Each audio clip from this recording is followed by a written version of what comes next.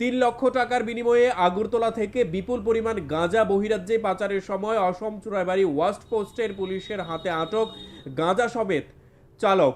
যদিও আগরতলা থেকে চুরাইবাড়ি পর্যন্ত জাতীয় সড়কের উপর অবস্থিত এতগুলি থানা থাকা সত্ত্বেও কেন গাঁজাগুলি আটক করা হয়নি সেই বিষয়েও উঠছে নানা মহলে প্রশ্ন।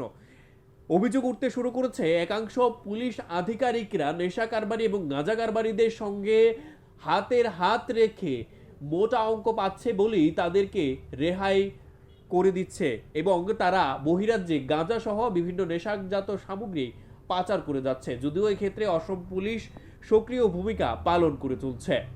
এটা সিক্রেট ইনফরমেশন পাই HP 17E9474 এখন 12 চকীয়া গাড়ী আমাৰ ইয়াত ডিটেইন কৰিছিলোঁ আৰু ডিটেইন কৰোঁতে আমি গাড়ীৰ পৰা সিক্ৰেট চেম্বাৰৰ পৰা আমি 92 পেকেটছ টোটেল 806 কেজি গাঞ্জা ৰিকভাৰী কৰিবলৈ সক্ষম হৈছোঁ।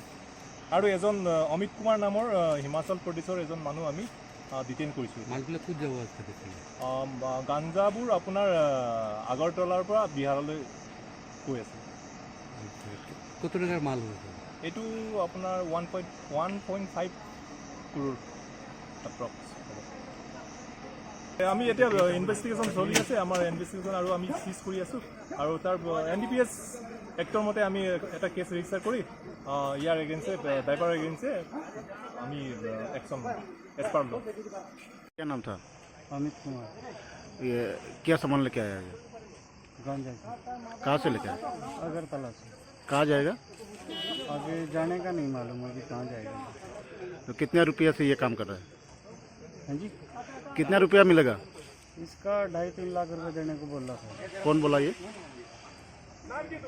जिसने लोड करवाया था कि अगरतला से? हाँ तो अभी पुलिस पकड़ लिया। हाँ जी। घर कहाँ है आपका? हिमाचल गांव का नाम क्या है? परदूनी और कौन सा थाना है? माजरा।